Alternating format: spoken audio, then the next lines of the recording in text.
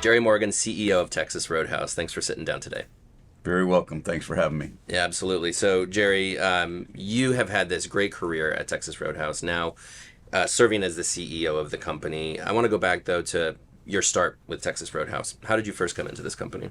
Well, I got hired to be the managing partner of Grand Prairie, Texas, which would be the very first store in the state of Texas. So I got hired in '97, and we opened in '98, and we were, I think, at the time just getting ready to expand the concept. And at the time, we only had 10 restaurants, and so that was what I was hired in to do after a 10-year career with Bennigan's. So, managing partner, as I've come to learn, is really the beating heart of Texas Roadhouse. Explain that position and really what it means to the success of this company.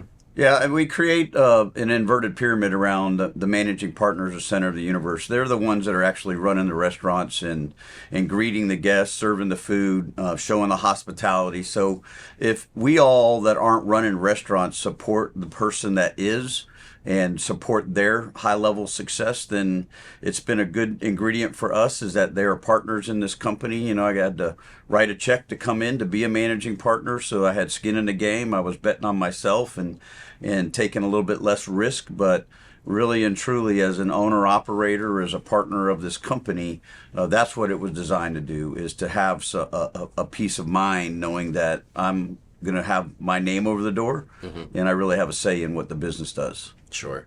How many years were you a managing partner for? 3. 3 years. What do you feel you learned in that time that you eventually brought with you into the C-suite here? I will tell you a lot of the things and philosophies that I used back then, running one store, one market, one region, one company. You use a lot of the same practices, and it's about communication, clear expectations, really clear communication. How do we keep improving? So, at the store level, it was always about how do we get better service at the front door, and how do we make sure our hospitality in the dining room, or our bar service, or is my food being prepped properly, or my portions heaping sides, and am I doing everything that the guest is expecting? And, back then, nobody really knew who we were, so it had a lot harder time to build a reputation.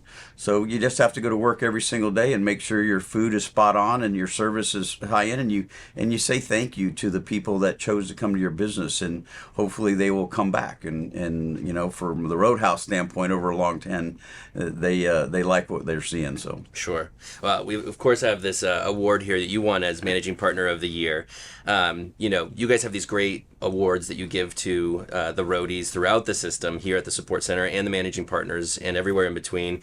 How important is it to celebrate those people who are running these restaurants, the managing partners, also your roadies and people here at the support center?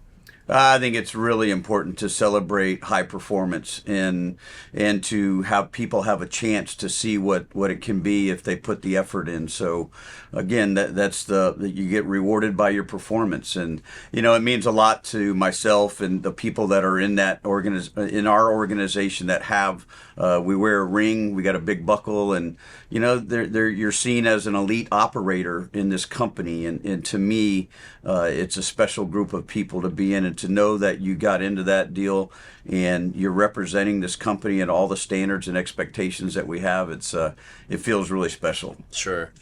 Culture keeps coming up when I talk to everybody here in this office. Everybody talks about the special culture here. Of course, investing in your people, celebrating them, that's a part of this culture. Broadly speaking, though, how do you define that culture of Texas Roadhouse and how it plays a role in the success of the company? The culture is absolutely what people do talk about, and there are many pieces to it, but ultimately, to me, it comes down to there are many pieces of it, and how do all those pieces fit together. But it's in our DNA. It was something that was important to Kent, our founder, on how does he hire people that want to be partners, that want to be a part of a family, and want to perform at a high level. So when I think about all of those things, culture is about a standard and an expectation. And so we have these values that we treasure so much, and that is a passion to do our job at a high level. We understand partnership. In my opinion, Kent is the owner of this company. There's only been one owner of our company, but I am his partner, as well as all of us here are to uphold the standards and expectations of what legendary is. Our mission is legendary food and legendary service. Our core values of passion, partnership, integrity, with some fun, We've been known to have a little bit of fun around here, so we have to keep that piece. That's the culture piece, is that if you can perform, if you can do all the things that are expected, you can have a little fun along the journey, because we work too hard not to enjoy and celebrate the people of the field and here in the support center. Well, you guys have so much fun. You even close your earnings calls with a yee-haw, which I appreciate. I have been known to, when I first came on, one of the analysts said, Kent was pretty fun. What do you bring to the table? And I took that as a little bit of a personal challenge, that he wanted us to keep our personality. So I have been known to close up the earnings call with some kind of a let's go, yee-haw, and different things. So yeah, you got to keep it fun. You got to make sure that it's an intense position and challenge where we're at, but you got to keep it real, and you got to have a little fun in the process. Well, those of us in the media, thank you for keeping it fun. Right? Sometimes those can be dry, right? Well, I appreciate that too. Yes. Yeah. I want to talk about Kent Taylor, of course. His presence is all over this building, and Kent chose you to succeed him as CEO. You obviously knew him for a long time. Tell me about the impact Kent had on your career and your life. Yeah, I'll tell you, early on when I first met Kent, Steve Ortiz actually brought me on, and we came out here to Kentucky to interview. And, he's running around the Outer Loop store down there, just running around doing a whole bunch of things. And he sat down for about 3 minutes. And I really didn't know much about him, but I'll tell you what, when I ate the food, I had a steak and a potato and the green beans, and it was like, wow, this is really good food. And Kent, he's hard to tie down. So I looked at Steve Ortiz, who was really the guy hiring me as a partner in Texas. I said, are you sure this is the guy we want to do business with? And Steve said, absolutely. And, so that's where the journey began. You get to know him over. There was a couple of incidents that, even in training in early days when the money was tight, there was a couple of things that came up that showed me his integrity. And from that moment on, I knew that he absolutely did what he said he was going to do. And I remember, not only as a person in training, having to get back to Texas to see my family, and flights got a little tied up, and all of a sudden they got expensive. And, he said, absolutely, I made a commitment to you. You booked a flight, you go home, see your family, because I was out here working 10 days in a row. And so trying to figure that out. But there was another incident when I was a managing partner in Grand Prairie that came up, and a guest had called him to disagree with the way I wanted to do business, and Kent called me and he said, I want to hear your side of the story. And I told him, and he said, do you honestly feel that that's the right decision? I said, absolutely, yes sir, long term that'll be the great decision. And he supported me again. So and yet we had other conversations too, but I think the biggest thing was Kent's vision. The food was incredible. The service model that we're doing, that legendary food, legendary service, the core values. And then, we created at conference last year, we rolled out this purpose of serving communities across America and the world. And I think that complements our mission, our values, and now our purpose. And it's clarity for the company that we are 31 and a half years old, and we're having a lot of success, and we got more to do. Sure. I met with Jeff White last night, a managing partner here in Louisville, and he said this thing that stuck with me, which is, he said, Jerry's going to protect the legendary food and legendary service. He said, you will protect those ideals that have been a part of this company for 31 years. And I wonder what that means to you, because again, you took stewardship of this brand in tragic circumstances, an incredibly successful brand, but one you've been with for a long time. What does that mean to you to protect legendary food and legendary service? Well, I appreciate Jeff saying that, because he was obviously in Clarksville, Indiana, when the first steak and potato went out of that kitchen in the journey of Texas Roadhouse started. And to have him still with us today is really, really special. I will tell you that the food is what matters. And, people say other brands and other companies maybe not as committed to it, but we have to keep our food made from scratch, smoking hot, picture perfect, recipe right. I mean, that is really what the consumer is paying for, and the expectation, and so that part of it, it is in me. I am a believer that the food matters, and it is we put a lot of time and effort into keeping it right. And then the hospitality, you got to be fast, fun, and friendly. I mean, whatever that looks like, you can identify it in so many different ways, but ultimately, service has to be high level hospitality. And so I believe those two factors, our mission of legendary food and legendary service, are the key components. If we stay grounded and focused and execute at a high level, then all the other things kind of come together. And, part of what he said too was one of the very first things that I learned coming here was that if you take great care of your staff and your roadies, they take great care of your guests, which will result into company's high success. And that was kind of something that Kent really mapped out. I know going through customer service class and learning it's always the customers first. And when I came here, was really more the emphasis on, let's just create an environment where our employees want to come to work. They want to put on the logo and to represent what legendary meant. We have standards and expectations, and let's be able to have those. So I think I am.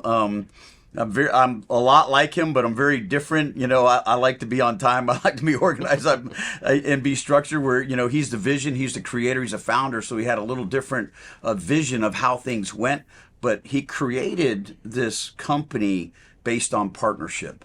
And I think that's been the one core value. Obviously, you got to have a passion for what you're doing, but partnership, meaning that we all have the ability to speak our piece. And whether they go that way or not, we have the ability to speak our piece. So sure. Protecting the sacred things to me are very important. You guys have been a public company now for 20 years, and so you answer to stakeholders. Of course, you answer to thousands of employees, hundreds of managing partners, and yet the company is so consistent. Change is not necessarily in the DNA of Texas Roadhouse. You guys commit to your menu, you commit to your ingredients, your quality, and there's just not a lot of change. And it's interesting because, to have stakeholders or shareholders and to have other stakeholders who are like, hey, we want this, we want this.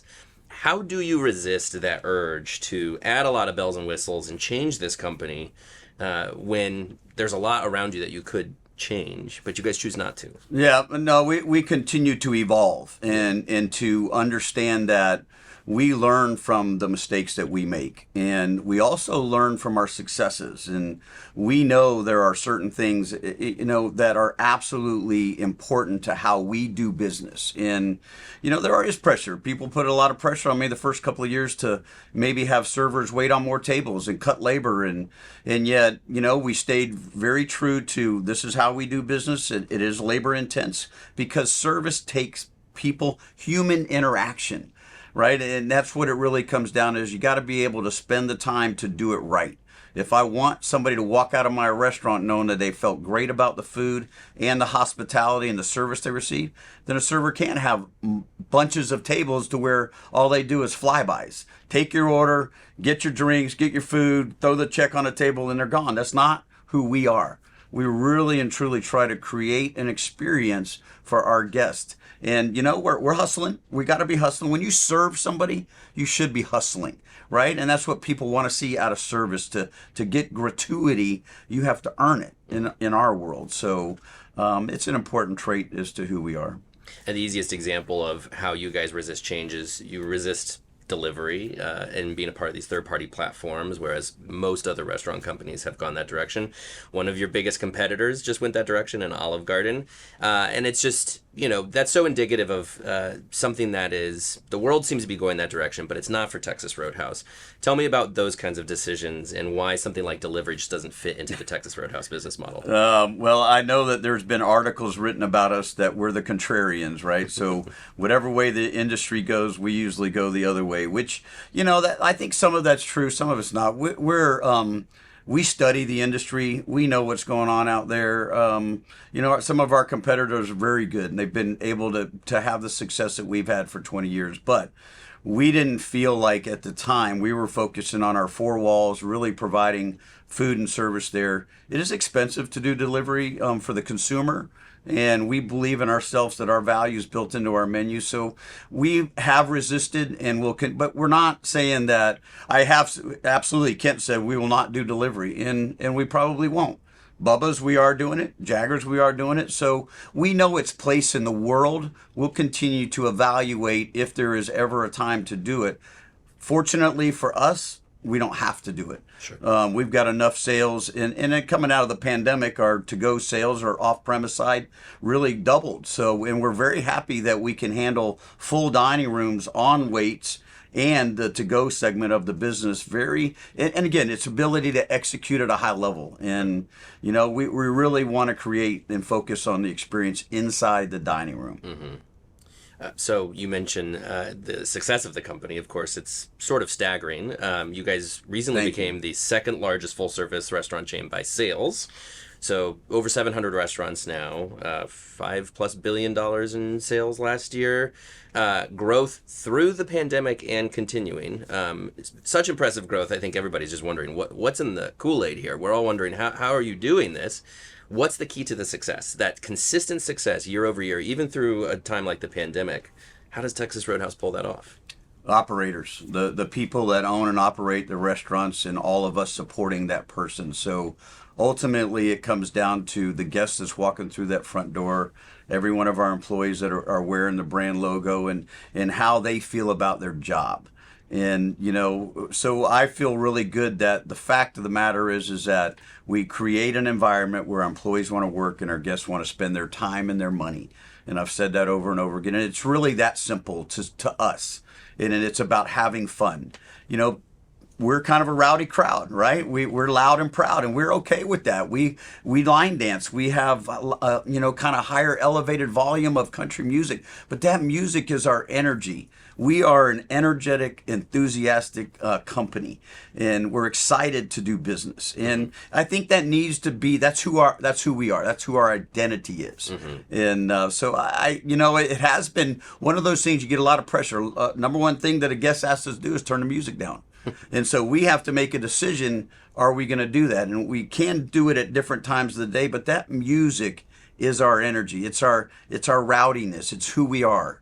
And yet we know that all of that helps us create a fun environment, whereas if you give them a great product and you service them and thank them, then they do seem to be, America has responded very positively to our energy. Mm-hmm. There are some people that obviously not some, but I will tell you, overall, if you look at our growth and our sales and the things that popularity that we have, it's because of the energy. You can't get that experience anywhere else. Mm-hmm.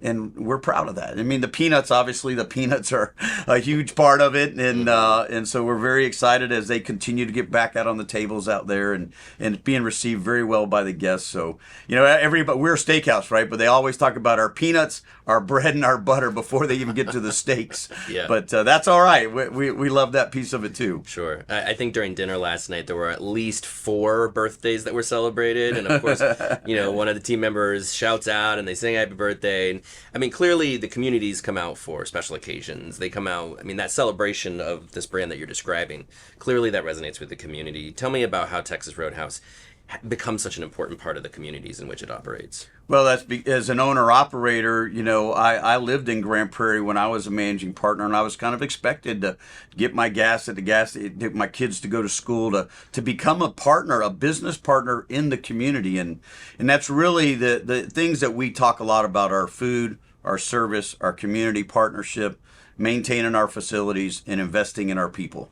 When you talk to operators, that's really the conversations that we have, and it really is working from that side of it. The food has to be spot on. It has to be made from scratch. From our standpoint, it's harder to do that, but it tastes better. I think whenever you see somebody actually cooking and putting bacon pieces in there and a sizzle, you hear bacon sizzling and then it goes into green beans. It absolutely, you taste that we make our food from scratch. So that's been a key. And it's more complicated, more labor, more intense to do that, but it absolutely delivers a flavor that we can be proud of. Sure. You mentioned Jaggers and Bubba's 33. Tell me about these two concepts and the role that they play in this company's growth going forward. I'll tell you, when, probably 15 years ago when Kent was thinking about another concept and, how do we had this, success at Roadhouse, and we had all of these people that were wanting opportunities, and so, well, I got to come up with another concept so that we can have more opportunities for people. And I think he was very proud of how many operating partners that he had that created coming out of Texas Roadhouse. So, you know, if you think about Roadhouse's steaks and potatoes and ice cold beer and a legendary margarita, but it's also peanuts and it's country music. So it's got its own vibe. Whereas you think about Bubba's 33, which is Kent's nickname. He's called Bubba. He's Kent. I know him as Kent Taylor and Bubba. Kent's the day guy doing his thing, and then Kent Taylor, he's the Roadhouse representative, but Bubba will throw down and have some good times. He started off in the nightclub business, so he's got a heck of a motor, and we all know that about it. And so he kind of, the next concept was more about the rock and roll and Bubba burgers and pizzas and rock and roll and the music videos and the sports. So a different energy, but very similar to his personality. And then Jaggers is just, I think he was looking at the space going, there's a lot of people that are just committed to chicken, a lot of people just committed to burgers. So what if you gave an offering? If you're in a car with a family, somebody wanted chicken, somebody wanted a burger, some offerings are only that. So by us having chicken sandwiches, burgers, fresh made salad, and milkshakes, that now there is a rumor that the seasoning on the tater tots, if you dip it in a banana split milkshake and pop, whoa, it is incredible. Really? So Okay. just a little rumor out there, but Try that someday. all the food at all three brands are really made from scratch. They're high quality. We're really proud of the food from that side of it. We just continue to work on the hospitality, and the other two brands are having a lot of success. We're really proud of them. We continue to work on them, but it's really, really looking good for us. You mentioned how those two brands do deliver. I'm curious if you use those brands at all for trying out new ideas, new products. Do they become a little bit of test kitchens for you in any kind of way?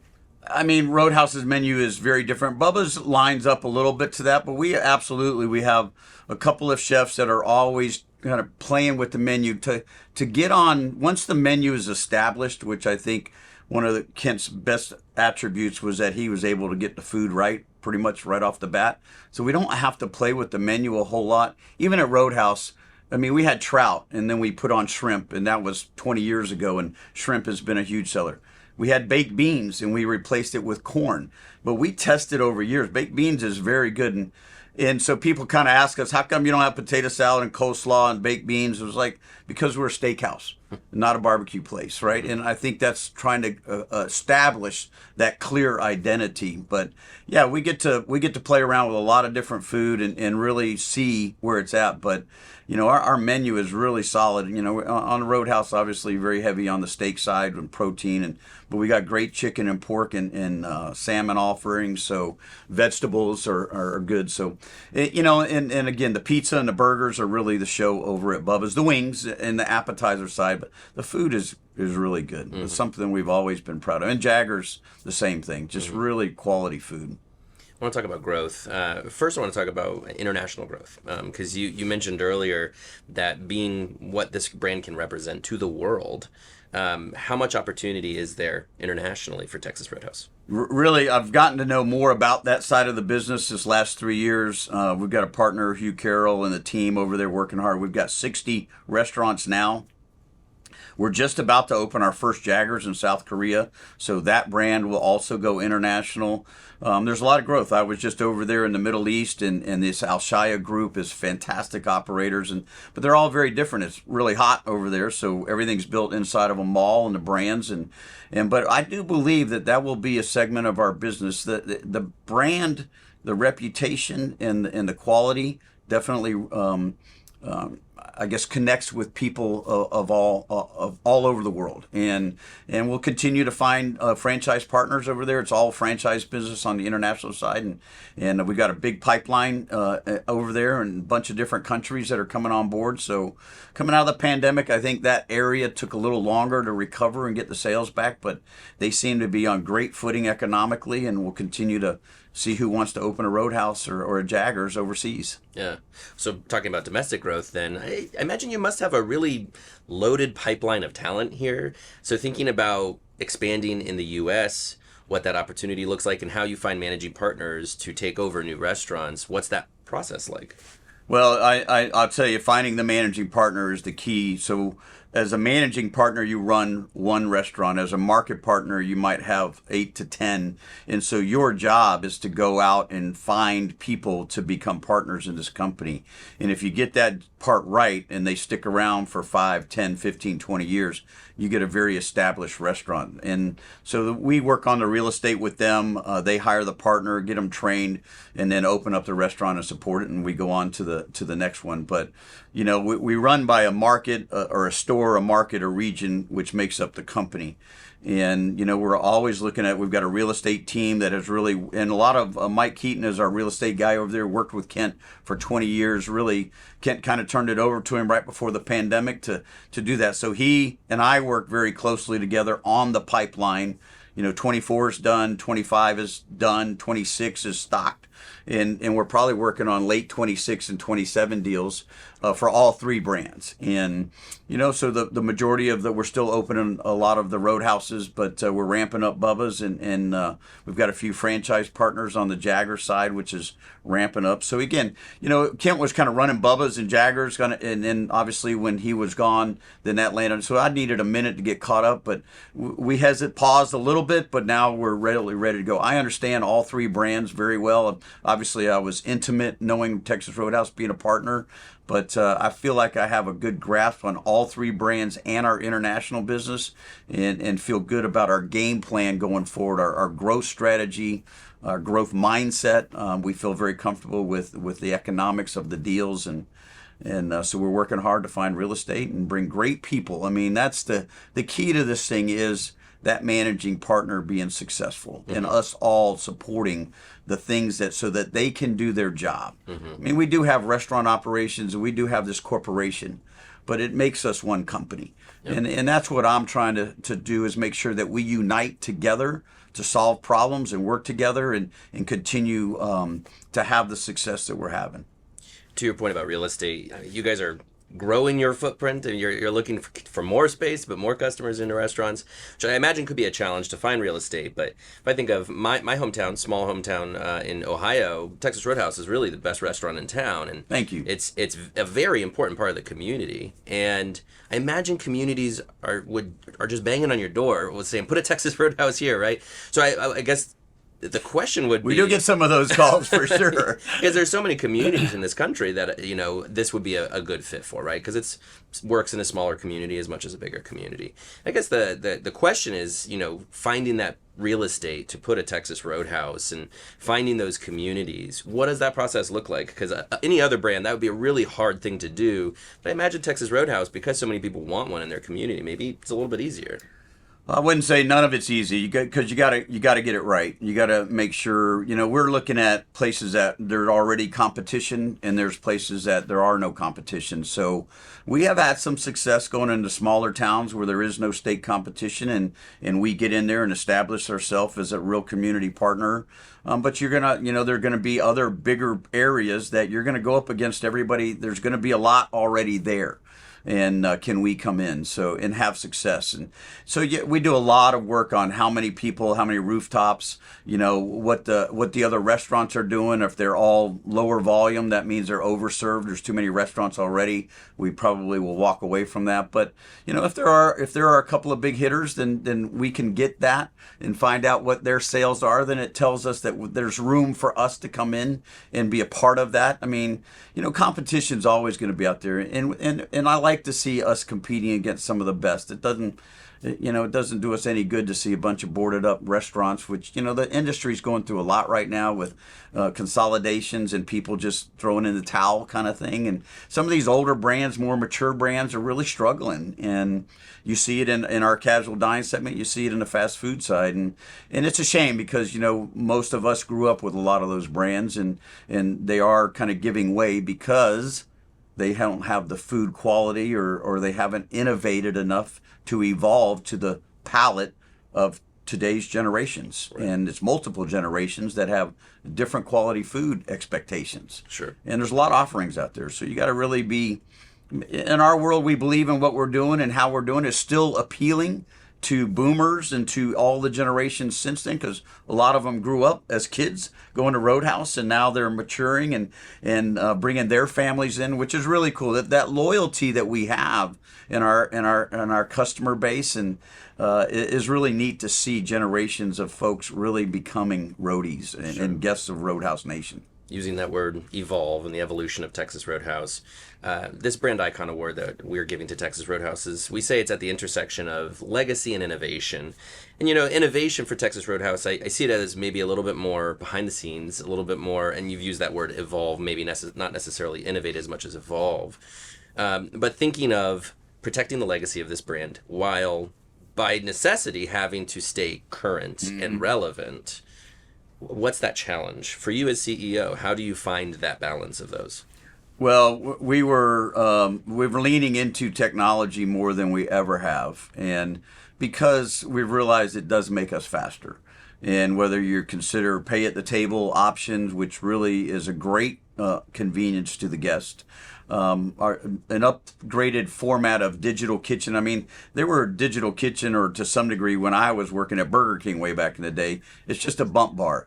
And we've always been on the old ticket system. So that digital kitchen upgrade and some of our guest management system, embracing technology to enhance the guest experience or the roadie experience, we have to believe in that. And it just simplifies their life, which, life is complicated as it is. So anything we can do that would help expedite that without you getting rid of the human interaction, then we have to consider that as a good option. So. Sure.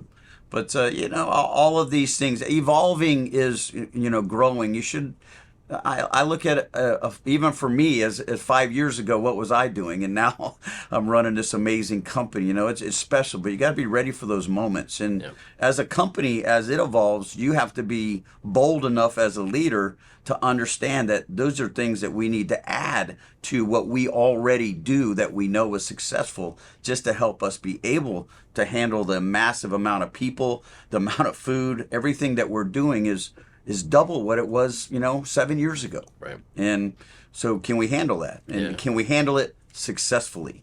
And the operators are just incredible, absolutely incredible. Last question for you, Jerry, is thinking about what Texas Roadhouse represents as a brand.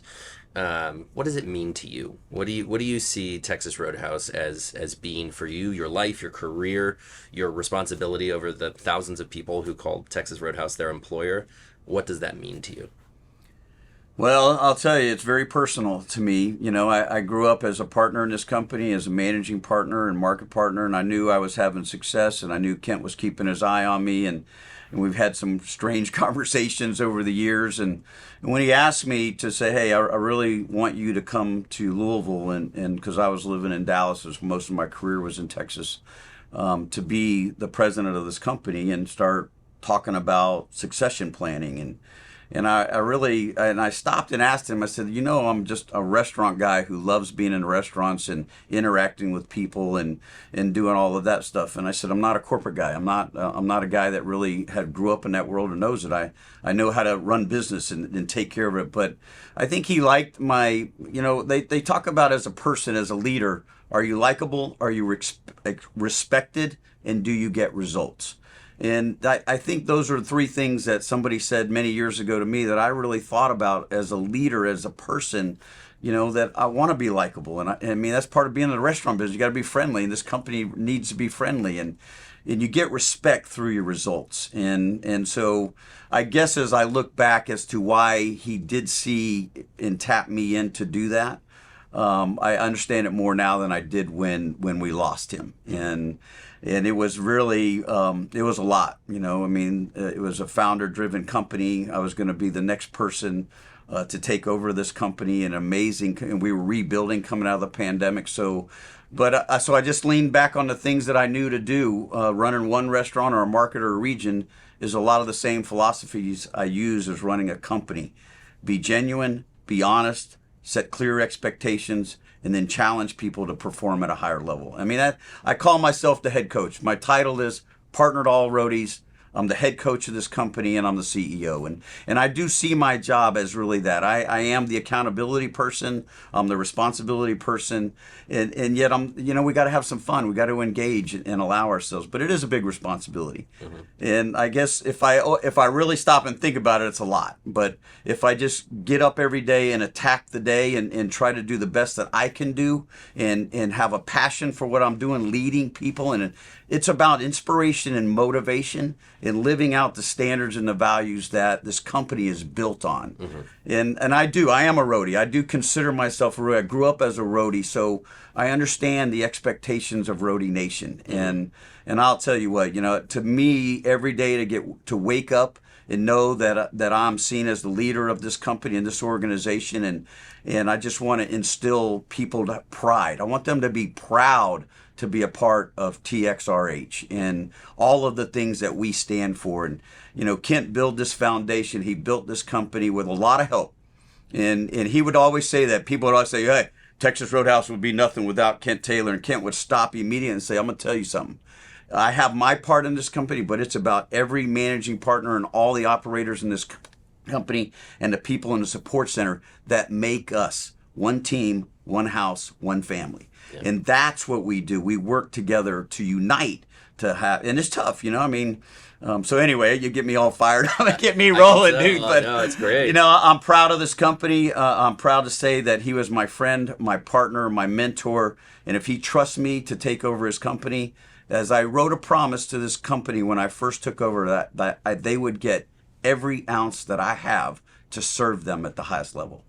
That's awesome. Jerry Morgan, really appreciate your time. Thank you. Thank you. I appreciate that.